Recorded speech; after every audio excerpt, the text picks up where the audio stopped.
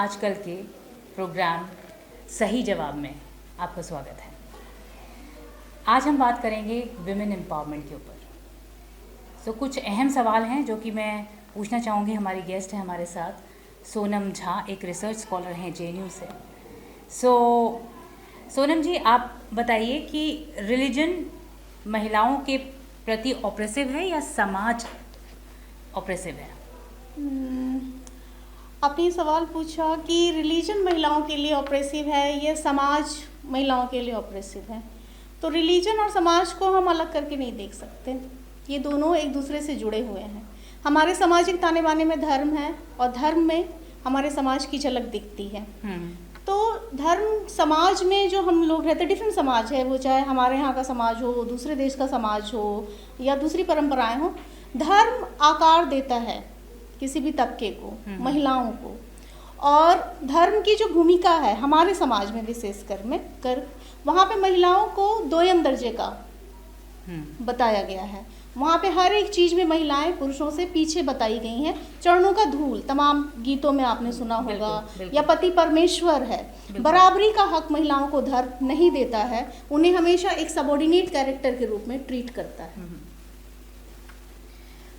ठीक है, तो आपने ये कहा कि हम रिलीजन और समाज को अलग तरीके से नहीं देख सकते और आपके मत में दोनों एक ही चीज़ हैं, जुड़ी हुई हैं आपस में। हाँ। तो मुझे ये बताइए, रिलीजन में भी अलग अलग तरीके रिलीजन होते हैं, तो क्या बुर्का पहनने की बात और करवा चौथ के व्रत रखने की बात, क्या ये दोनों अलग अलग हैं महिलाओं के मामले में अगर देखें तो? नहीं, देखिए, धर्म का कैरेक्टर चाहे वो हमारे यहाँ का धर्म हो, हिंदू हो, मुस्लिम हो, क्रिश्चियनिटी हो, हर जगह किसी भी धर्म की अगर हम बात करते हैं तो महिलाओं के साथ धर्म का रवैया बहुत ही बोलेंगे कि ट्रांसपेरेंट है, ऐसा नहीं है। तो चाहे वो बुर्का पहनने की बात हो, चाहे वो करवा चौथ की बात हो, ये दोनों कहीं ना कहीं एक कंपल्शन है। और कई बार हम बोलेंगे कि लोग स्वेच्छा से करवा चौथ करती हैं या स्वेच्छा से बुर्का पहनती हैं। तो स्वेच्छा भी जो होती है, कई चीज़ें जो हम मान लेते हैं वो महिलाओं के लिए क्या है कि जो महिलाओं की जो संरचना है समाज में, या पुरुषों की जो संरचना होती है, किसी भी व्यक्ति की जो संरचना होती है, उसमें क्या होता है कि महिलाएं, हमको जिस तरीके से हमारी कंडीशनिंग का बहुत बड़ा रोल होता है इसमें, हमारी जो कंडीशनिंग होती है उसमें हमेशा एक सबॉर्डिनेट कैरेक्टर बनना महिलाओं को सिखाया जाता है। तो उसमें हमारी स्वेच्छाएं भी, हम ना केवल एक इमोशनल स्लेवरी जिसको हम बोलते हैं, और इस बंधन को कई बार महिलाएं एक्नॉलेज ही नहीं कर पाती हैं, उसको स्वेच्छा के नाम से ऐसी चीज़ों को भी हम कैरी फॉरवर्ड करते हैं जो हमारे अस्तित्व के लिए क्वेश्चन मार्क क्रिएट करती है। आपने अभी बात करी स्वेच्छा की, तो महिलाओं को हमेशा बताया जाता है कि ऐसे रहना चाहिए, ऐसे नहीं रहना चाहिए। वो यही सुनते हुए बड़े होती, चाहे पैसिवली चाहे एक्टिवली, मगर उनको ये सब सिखाया जाता है। तो आगे जाके उनको उसी का मालिक बना दिया जाता है, उसी ढांचे के संरक्षण करने के लिए उनको उनका दायित्व दे दिया जाता है। तो क्या आप इससे इत्तेफाक रखती हैं? इसी वजह से शायद ये चेन आगे बढ़ती जाती है। जी बिल्कुल, पितृसत्ता हो या कोई भी इज्म की जो हम बात करते हैं, पैट्रियार्की की बात करते हैं, या किसी भी सोच की बात करते हैं, तो ये एक विचार है जिसकी वाहक महिलाओं को भी बना दिया जाता है। और हम देखते हैं कि महिलाएं ही महिलाओं के अधिकार के खिलाफ खड़ी हो जाती हैं। सिमोन दे बुआ का नाम आपने जरूर सुना होगा। बिल्कुल। उन्होंने, उनका जो एक लाइन है उसमें उन्होंने बोला है कि महिला पैदा नहीं होती, बना दी जाती है। तो हम जैसा उनको बनाएंगे, जैसी सोच के बीच वो रहती हैं, जैसी परवरिश के बीच वो रहती हैं, तो आप अभी भी देखेंगे बहुत ही कम महिलाएं हैं जो अपना निर्णय ले पाती हैं, अपने लिए डिसीजन कर पाती हैं। उसमें बहुत सारे फैक्टर्स होते हैं, समाज का फैक्टर, परिवार का फैक्टर। किसी भी महिला के लिए आगे आ पाना इतना आसान नहीं होता है, और वो सब कुछ डिपेंड करता है कंडीशनिंग पे। आपकी कंडीशनिंग कैसी है? जैसे मजाज साहब का एक लाइन मुझे याद आ रहा है कि तेरे माथे पे आंचल तो बहुत ही खूब है, लेकिन तू इस आंचल से एक परचम बना लेती तो अच्छा था। वाह, क्या बात कही आपने। मजाज साहब की लाइन में आपने इसको समक अच्छा कर दिया। आपने अभी कहा कि महिलाएं ही महिलाओं के खिलाफ होती हैं, ये सब तो होता ही है। इसके अलावा महिलाओं को शायद ये पता नहीं होता, इग्नोरेंस होती है, उनको ये पता ही नहीं होता कि उनके साथ गलत हो रहा है। ऐसी मामले में हम क्या कर सकते हैं? ऐसी महिलाओं की हम मदद कैसे कर सकते हैं? देखिए, इसका तो एक सीधा अवेयरनेस एंड शिक्षा, दो चीज़ें। यही दो एक चीज़ें हैं जिससे महिलाओं को उनको अधिकार के प्रति अवेयर बनाया जा सकता है, उनको बताया जा सकता है कि वो किस अज्ञानता में रह रही हैं मेजॉरिटी अभी भी। और इसके लिए हम ये नहीं बोलेंगे आपको कि इसके लिए सिर्फ पढ़ी लिखी या जो कम पढ़ी लिखी महिलाएं या ना पढ़ी लिखी महिलाएं हैं वो हैं। कई बार बहुत ज़्यादा पढ़ी लिखी ऊंचे ओहदे पर रहने वाली महिलाएं भी इस पैट्रियार्की की शिकार होती हैं जी।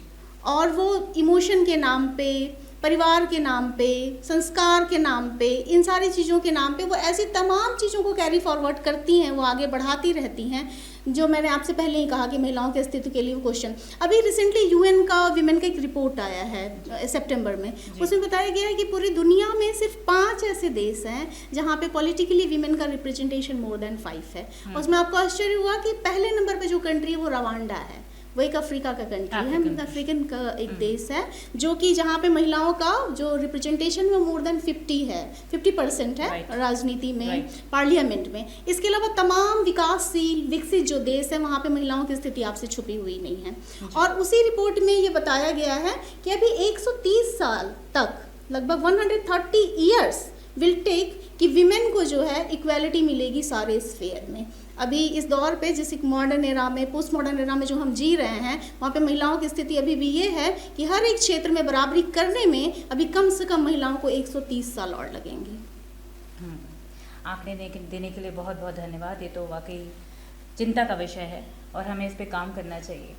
मगर कभी कभी ये होता है कि जितना लोगों को ज्ञान होता है उतने लोग अतृप्त होते हैं, उतने लोग नाखुश होते हैं। तो आपको लगता है कि हमें उन्हें दुखी माहौल की तरफ ले जाना चाहिए? अगर उनको ज्ञान हो जाएगा तो उनको पता होगा, तो आप इससे इत्तेफाक रखती, कई विमेन ये बात करती हैं। देखिए इसमें देखिए कोई भी चीज़ आप किसी पे थोप नहीं सकते हैं, राइट? किसी को थोप नहीं सकते हैं। आप हमेशा देखेंगे कि इंसान के जगह में या उसके स्टेटस में चेंजेस आता है तो इतना कंफर्ट नहीं फील करता है इंसान, राइट? तो जो महिलाएं 4 दीवारी में रह रही हैं, तो हम इसको गलत नहीं मानते हैं कि उनका एक स्पेस है, तो उस ट्रांजिशन को एक्सेप्ट करना बहुत सारे लोगों के लिए मुश्किल होता है, राइट? सबके बस की बात सबके। और कई बार ये होता है कि एक बोलते हैं ना, आपने कूप मंडूक एक शब्द सुना होगा कि कई बार हमको पता होता है कि एक मेढक की कहानी कि वो कुएं में रहता है तो उसको लगता है दुनिया बस इतना ही है, उससे बाहर ही नहीं है, तो उसकी खुशियाँ भी सीमित है वहाँ पे, वहीं तक है। और रहा जानकारी का दायरा, जानने समझने का दायरा, तो अब जितना ज़्यादा ज्ञान, बुद्ध ने कहा है कि अब जितना ज्ञानी होते जाएंगे अब उतने अकेले होते जाएंगे, तो ये इतना आसान नहीं होता है टकराना। ये बात थोड़ी आध्यात्म से भी आती होगी, मगर हाँ ये अलग बात नहीं है। अगर हम विमेन एम्पावरमेंट की बात कर रहे हैं तो ये वहाँ से जाके जुड़ना बहुत लाजमी है। मैं आपसे ये पूछना चाहूँगी कि अभी आपने बात करी कि बड़े ओहदे पे विमेन, औरतें कम होती हैं, तो आपको क्या लगता है ऐसा क्यों है? वही चीज़, सोच। महिलाएं डोमिनेट करेंगी हमको, डोमिनेशन, सबऑर्डिनेट कैरेक्टर जो हम बार बार विमेन का आपको कह रहे हैं। आपने देखा होगा कि अंबेडकर जी की जीवनी आपने पढ़ी होगी, जरूर आप जानती होंगी। तो वो एक दलित समुदाय से आने वाले व्यक्ति थे और उन्होंने अपनी उन्होंने जो किताब लिखी उसमें उन्होंने बताया है कि जब उनको वो अहदा दिया गया तो वहाँ पे एक जो अपर कास्ट का व्यक्ति जो प्यून था उनका, तो उसको बहुत इंसल्ट फील होता था उनको पानी देने में। तो सेम चीज कि विमेन को एक सबऑर्डिनेट कैरेक्टर, तो ये बहुत आसान नहीं होता है लोगों के लिए ऑब्जर्व, ये एक्सेप्ट कर पाना कि महिला होगी ये हमको डोमिनेट करेगी। और मीडिया के क्षेत्र से अगर आप जुड़ी हुई हैं तो आपको पता होगा कि कितने ऐसे अखबार हैं जहाँ के एडिटर या चीफ एडिटर विमेन हैं।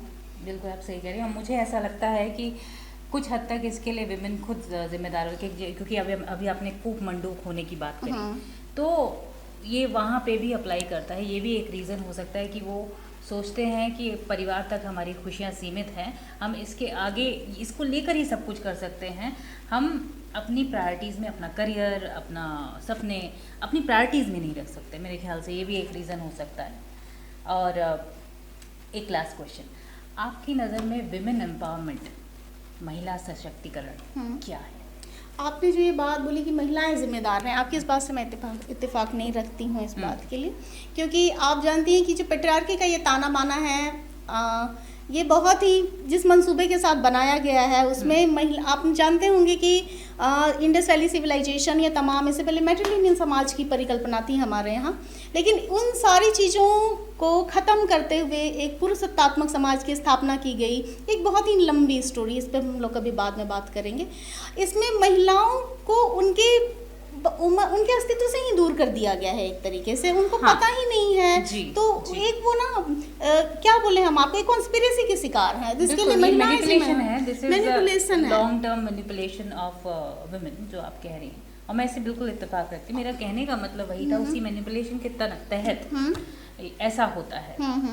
और हाँ जी, विमेन एम्पावरमेंट के लिए बस मेरा एक सीधा सा आपको हम एग्जांपल देंगे इसके लिए। मैंने कई बार देखा है कि बहुत पढ़ी लिखी, और आपने भी अपने जीवन में ज़रूर अनुभव किया होगा कि बहुत पढ़ी लिखी ओहदेदार महिलाएं भी किसी भी बड़े डिसीजन लेने से पहले, इवन कि छोटे डिसीजंस लेने से पहले, वो बोलती हैं कि घर के किसी पुरुष व्यक्ति से वो पहले पूछ लेंगी, समझ लेंगी, वहाँ वैलिडेशन, राइट, वो वैलिडेट कराती हैं उनसे उस बात को। लेकिन आप देखेंगे कि कई बार गाँव के खेतों में काम करते हुए एक बड़ी सी साधारण सी महिला अपने निर्णय खुद लेती है। तो वुमेन एम्पावरमेंट का जो तरीका मुझे समझ में आता है वो डिसीजन मेकिंग। जिस दिन महिला अच्छा खराब जो भी हो अपना डिसीजन खुद लेना सीख जाएगी और खुद लेगी, और उसके अच्छे परिणाम होंगे, बुरे परिणाम होंगे, उसके लिए वो खुद तैयार रहेगी, तो बिल्कुल, तो वो एक सही मयार होगा मेरे हिसाब से वुमेन एम्पावरमेंट का। जी बिल्कुल सही। और इस पे अपने व्यू रखने के लिए, अपने नज़रिए को रखने के लिए धन्यवाद। और आई होप आज की बातचीत से काफ़ी अवेयरनेस मिली होगी लोगों को। और इसी के साथ हम सही जवाब के इस एपिसोड से आपसे इजाज़त लेते हैं, और चाहेंगे कि आप हमारा न्यूज़ चैनल आजकल सब्सक्राइब करें, शेयर करें, लाइक करें। धन्यवाद।